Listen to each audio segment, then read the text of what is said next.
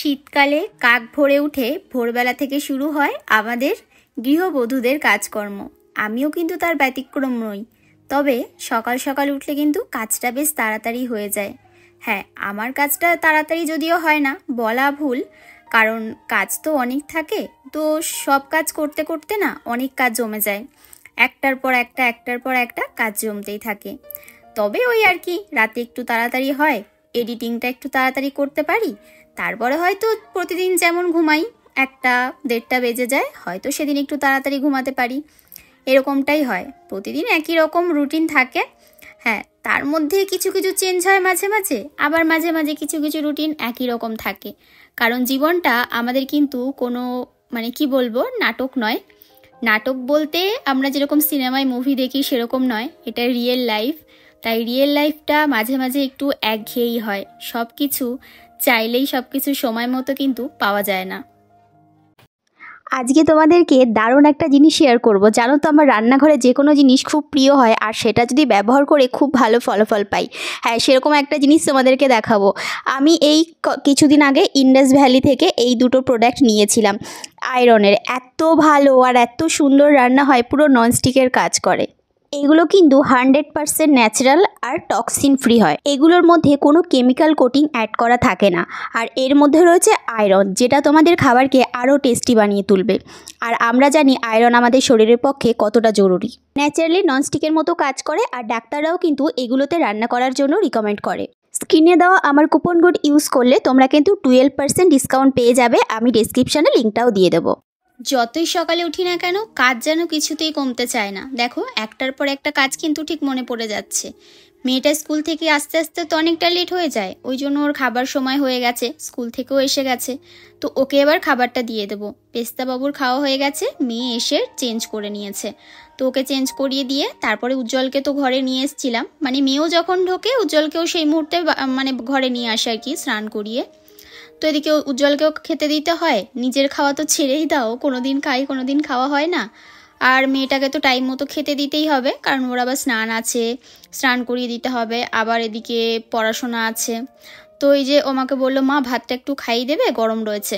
তো ওই জন্য ঘি দিয়ে ভাতটা এনে আবার নুনটা চেক করলাম ঠিক আছে কিনা। তো দেখলাম ঠিকঠাকই আছে। আর এবার গরম গরম ভাত একটু অল্প করে ঘি নিয়ে এসেছি, ঘি দিয়ে খাইয়ে দেবো। কারণ সকাল টাইমটা না, আমাদের যারা ব্যস্ত মায়েরা তারা কিন্তু তাদের ছেলে মেয়েদের একটু ভাতটা যদি খাওয়াতে পারি সেটাতেই কিন্তু শান্তি। কারণ অন্য অন্য জিনিস যদি খাওয়াই না, তখন মনে হয় পেট ভরবে না, আর খেতেও তো চায় না। যদি রুটি করে দিই খাবে না। এই রুটি ভাত এগুলোই তো মানুষের সকালে খায় বলো, আর অন্য অন্য কী খাবে অন্য জিনিস। আমি গেছিলাম একটু দোকানে, দোকান থেকে ফেরার পথে দেখছি লালু বসে রয়েছে। যেই আমাকে দেখেছে লেজ নাড়তে নাড়তে একদম ঘরের পাঁচিলের ওপর উঠে পড়েছে। ওনাকে এখন খাবার দিতে হবে, এই হয়েছে আমার ডিউটি। প্রতিদিন ওনাকে খাবার দিতে হবে। আরও রাস্তায় গেলে আরও কয়েকজন আছে জানো না, কিন্তু বেশ ভালো লাগে জানো তো, কেমন একটা যেন আলাদাই শান্তি লাগে। আজকে বাটিতে দিয়েছি বলে সে ভদ্রলোক খাবে না। ওকে আমি লালু কালু যখন যেটা মনে আসে তখন সেটাই বলি, মাঝে মাঝে কালু বলতে ভুলে যাই, লালু বলে দিই। তো ওকে খাবারটা দিয়ে দিলাম, বিস্কুট দিলাম, আর একটু খাবারও ছিল ওর মধ্যে। আর এখানে দোকান থেকে দুটো তোমার ধূপকাঠি এনেছিলাম, কারণ ঠাকুর ঘরে দেখলাম ধূপকাঠিটা শেষ হয়ে গেছে। তো ধূপকাঠি আনলাম, আরও বেশ কয়েকটা জিনিস আনা ছিল টুকটাক, যেমন নুনটা ঘরে বেশি হয়ে গেছে, নুন আনলাম, 1 প্যাকেট মুড়ি আনলাম, আর যেন 2-1টা কিছু কিছু এনেছি জিনিস। ডিম এনেছিলাম, কারণ উজ্জ্বল বললো দুপুরে ডিম করো, ডিম আনতে যাবো বলেই গেছিলাম। তো তারপরে দেখো ওয়াশিং মেশিনে জামা কাপড়গুলো কাচতে দিয়ে দিলাম। জামা কাপড়গুলো কাঁচা হয়ে যাক, একটু পরে গিয়ে মেলে দিয়ে আসবো, কারণ কাঁচা হতে তো বেশ খানিকটা সময় লাগবে। ততক্ষণে আমি এদিকে আমার জলের বোতলগুলো ভরে নিই। আর এই দেখো, আমাদের ছোট্ট মা এসে গেছে, সে এসে আমাকে ওপরে যাবে বলে দেখাচ্ছে। ওনাকে এখন কোলে করে নিয়ে ওপরে যেতে হবে, খেলা করবে, কাকার সাথে একটু গল্প করবে। তো আমি বললাম একটু দাঁড়াও, আমার জলের বোতলটা ভরে যাচ্ছে। তো ওকে আবার দাঁড় করিয়ে রেখে জলের বোতলগুলো আমি ভরে নিলাম। তো ও জলের বোতল ভরা হয়ে গেছে, আমি যেই ওপরে যাচ্ছি ও আমাকে আর একা একা যেতে দেবে না। আমার হাত ধরে এক হাতে জলের বোতল, এক হাতে মোবাইলের ট্রাইপড, আর কোনো রকমে ওকে নিয়ে ওপরে তুললাম। কিন্তু ওকে ছাড়া যাওয়াই যাবে না, ওকে নিয়ে যেতেই হবে, এই রকম বায়না। আসলে কি বলতো, বাচ্চা কাচ্চা থাকলে না বাড়িতে সময় কেটে যায়, খুব আনন্দেই সময় কাটে আর কি, এরকম হচ্ছে ব্যাপার। তারপরে আমরা একটু মুড়ি খাবো বলে মুড়ি ভিজিয়ে এনেছি। তো উজ্জ্বল বললো শুধু খালি মুড়ি দাও, একটু জল দিয়ে ভিজিয়ে খেয়ে নিই, পেটটা ঠান্ডা হবে। তো যে কারণে ওকে মুড়ি দিচ্ছিলাম, আর তার সাথে আমিও 1-2 গাল করে খেয়ে নিচ্ছিলাম, 1-2 চামচ করে। আর এদিকে আমাদের এই ছোট্ট মাটাও সেও বলছে খাবে। প্রথমে তো 2-3 চামচ ওকে খাইয়ে দিলাম, খেলো খানিকটা আমার সাথে ভালোই। তো তারপরে ও একা একা ধরে ধরে খাবে, মানে ওই যে আমি কাকাকে খাইয়ে দিচ্ছি, নিজে খাচ্ছি একা ধরে, তো ওকে আবার সেটা দিতে হবে, একা একা খাবে। তো এই যে দেখো এখন আর খেতে চাইছে না, ওনাকে চামচ দিতে হবে, উনি একা একা খাবেন। খেয়ে তারপরে আর কি এবার মুড়িটা খাবে না, মুড়ির যে জলটা সেটা খুব পছন্দ হয়েছিল, মানে প্রথমে মুড়ি কয়েক চামচ খেয়েছে, তারপরে আর মুড়ি খাবে না, তারপরে সে মুড়ির জলটা ওর খুব পছন্দ, সেটাই খাবে। মুড়ি তো একা একা তুলতে পারছিল না, ওই কোনো রকমে তুলে একটু একটু করে মুখে দিচ্ছিল, 2টো একটা। তো মেয়ের এদিকে খাওয়া হয়ে গেছে, আর এদিকে একা যেই চামচটা পেয়েছে দেখো, শুধু ভঙ্গিটা দেখো, মানে ওর ভাবটাই পুরো আলাদা, মানে চামচ দিয়ে মুড়ি উঠছে না, সেই জলটা উঠছে না, মানে মুড়ি উঠছে জলটা উঠছে না, বারবার করে চামচে মুড়ি তুলছে, আবার ফেলে দিচ্ছে, আবার তুলছে, আবার ফেলে দিচ্ছে। তাই বললাম আমাকে দে, আমি খাইয়ে দিই, সে তো হবে না কিছুতে। তো দেখো আমি দিয়েছি, হবে না, ও নিজে চাইছে, নিজে ধরে তারপরে খাবে। তো চামচটা আবার ওকে দিয়ে দিলাম, ও আবার ওর মতো করে খেলো, সে খেতে তো পারছে না। কাকা বলছে দাও আমি একটু খাই, তারপরে তুমি আবার খেও। তো আবার কাকাকে একটুখানি খেতে দিল, বোঝে কথা বললে, তারপরে আবার ও খেলো। আর আসলেই ওর সম্পত্তি হচ্ছে কাকার এই হেডফোনটা, এই ইয়ারফোনটা যেটা, সেইটা নিয়ে 2 কানের মধ্যে দিয়ে এবার কাকা গান চালিয়ে দাও, কত বায়না। আর এই দেখো দিদিবাড়ির থেকে দিয়েছিল, মানে ছোটদি বাড়ির থেকে ওই কি বলে শিঙি মাছ এনেছিল, মা ওরা গেছিলো, মা দাদা টাদা গেছিলো, তোমরা জানো। তো ওই আসার সময় শিঙি মাছ মনে হয় দিদিদের পুকুর থেকে ধরে দিয়েছিল বা কি জানি না, আর তো আমাকে ওই দিয়ে গেল, বললো যে রান্না করতে। তো আজকে এত বেলা করে দিয়েছে না, এই মাছ আমি এখন কেটে রান্না করতে পারবো না। এখন বেজে গেছে প্রায় 11:30 বাজতে যায়, আমার রান্নাঘরে ঢুকতে ঢুকতে এখন এত লেট হয়ে যায় না সকাল থেকে, তাই বলেই নয় যে বসে থাকি, 1000টা কাজ, তারপরে আবার ভিডিও এডিটের কাজ থাকে, সেইগুলো তো ছেড়েই দাও, ওগুলো না হয় আমার পার্সোনাল কাজের মধ্যে হয়তো এখন পড়ে গেছে, মানে কি আর বলবো, আর কিছু বলার নেই, মানে ওগুলো হচ্ছে আমার পার্সোনাল টাইম বের করে ওগুলো করতে হবে, সংসারের কাজের থেকে আলাদা সময় আর কি টাইম বের করে করতে হবে, কারণ এখন শীতের যা ছোটোবেলা, তো ওই সময়গুলো ধরলে হবে না, ওই সময়গুলো তো ছেড়েই দাও, ওগুলো রাত জেগে, দিন জেগে, ভোরবেলা জেগে, যখন তোমার সময় হবে তখন তোমাকে করতে হবে এই কাজগুলো আর কি। তো এবার রান্নাঘরে আসলাম, টুকটাক কিছু বাসন ছিল সেগুলোই আর কি মেজে নিলাম। আর আজকে না কুচো চিংড়ির বড়া করব, জানো তো, সেই ওই আর কি বাজারে এখন বিভিন্ন ধরনের চিংড়ি মাছ পাওয়া যাচ্ছে। আগের দিন যেরকম গলদা চিংড়ি এনেছিলাম, তোমরা বলেছিলে গলদা চিংড়ি কত করে কিলো, তো সব রকম আছে জানো তো, 450, 500, 400, 600, যে যেরকম নিয়ে পারে। তো তোমার একটু শেষের বেলায় গেলে না একটু কমে তুমি পেয়ে যাবে, আর ওই জন্য আর কি আমি শেষের বেলায় গেছিলাম, মানে যাই আর কি, ওই জন্য কমে আর কি তাড়াতাড়ি পেয়ে যাই জিনিসগুলো। আর যদি পরিচিত হও, তুমি যদি রেগুলার কাস্টমার হও, তখন ওরা আর কি দরদাম করলে ওরা দিয়ে দেয়, নিজেরাও কম করে বলে আর কি।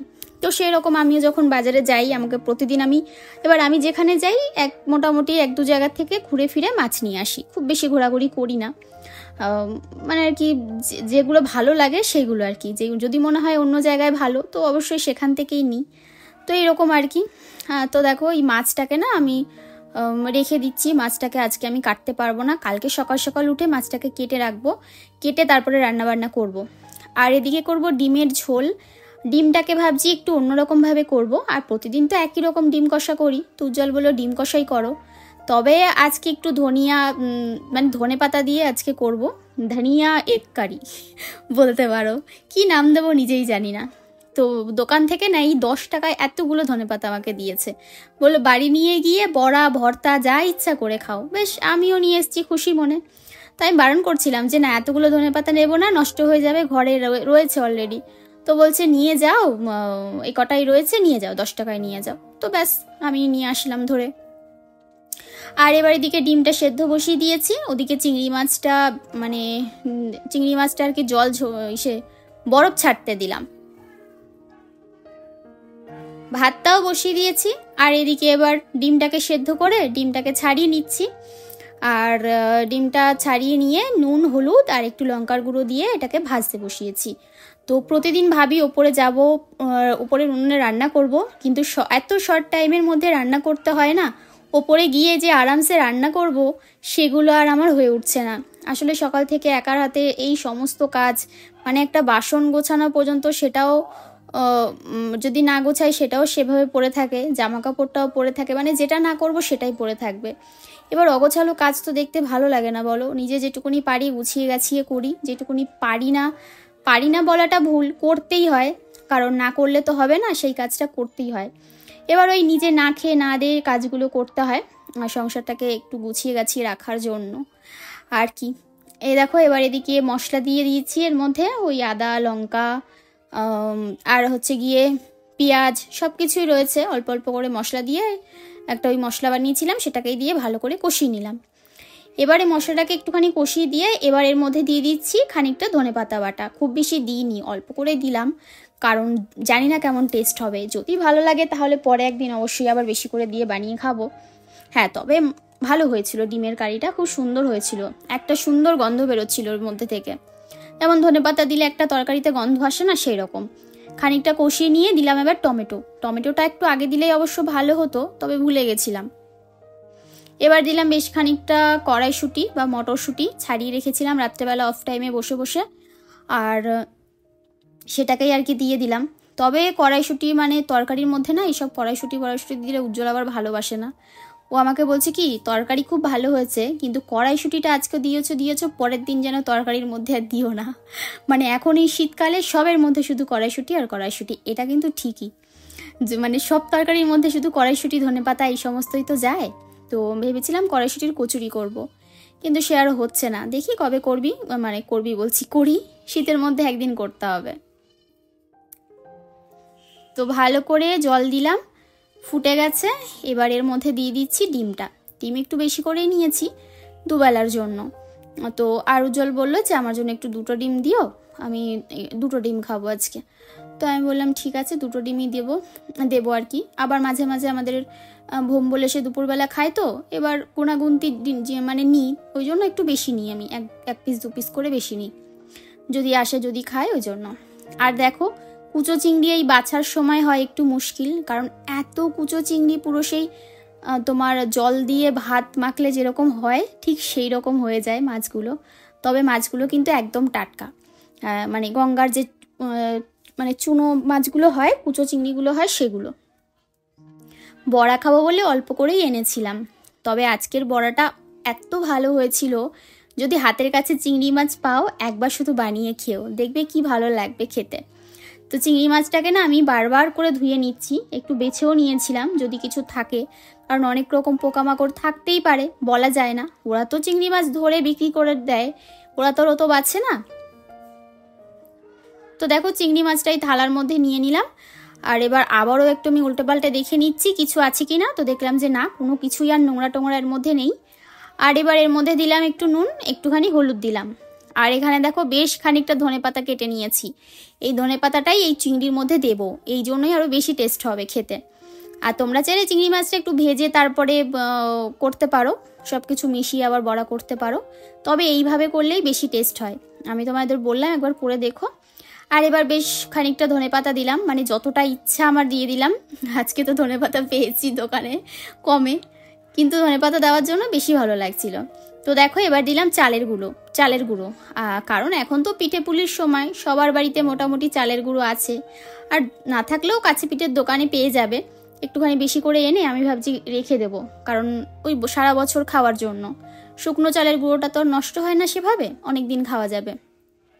আর এবার এইভাবে হাতের সাহায্যে না পুরো চটকে মাখতে হবে, মানে এটা যত মাখবে তত টেস্ট হবে খেতে। পুরো সেই ভাত যেভাবে মাখে ঠিক সেইভাবে আমি এটাকে মেখে নিচ্ছি, যাতে চিংড়ি মাছগুলো পুরো ধনেপাতা আর পেঁয়াজ লঙ্কা যা আছে সব কিছুর সাথে একদম মেখে যেরকম ভর্তা হয় সেই রকম। তো ভালো করে যতটা সম্ভব আমি মেখে নিচ্ছি। আর এটা কিন্তু অনেক রকমভাবে খাওয়া যায়, তোমরা এইভাবে করে কিন্তু ওই ঝোলের মতো রান্না করতে পারো, কষা কষা। তো এদিকে দেখো ডিমের কারিটা হয়ে গেছে। ডিমের কারিটা নামানো হয়নি, এবার নামাবো। তো এবার এর মধ্যে একটুখানি গরম মশলা গুঁড়ো দিলাম, আর একদম কষা কষা করেছি, আর ঠান্ডা হলে আরও একটু ঝোলটা টেনে যাবে। তো এই হচ্ছে ডিমের কষা, ডিমের কারি বলবো না, ডিমের কষা। এবার নামিয়ে নেব। তো এবার এটাকে নামিয়ে নিলাম। নামিয়ে নেওয়ার পর তোমাদের ফাইনাল লুকটা আরেকবার দেখিয়ে দিচ্ছি। এই দেখো, এই হচ্ছে ডিমের কষাটা। এত সুন্দর হয়েছিল দেখতে, খেতেও ভালো হয়েছিল। আর এবার এক এক করে তোমার বড়াগুলো ভেজে নেব। ওই হাতের মধ্যে করে একটু শক্ত শক্ত করে মাখতে হবে, যাতে সুন্দর করে বড়াটা এপাশ ওপাশ করে উল্টে পাল্টে ভেজে নেওয়া যায়। আর চালের গুঁড়ো দিলে না খুব মচমচে হয়, অনেকক্ষণ অবধি তোমার কুড়মুড়ে থাকে। তো পুরোটাই আর কি দিয়ে দেবো, দিয়ে এবার ভালো করে এপিট ওপিট করে একটু লাল লাল করে ভেজে নেব।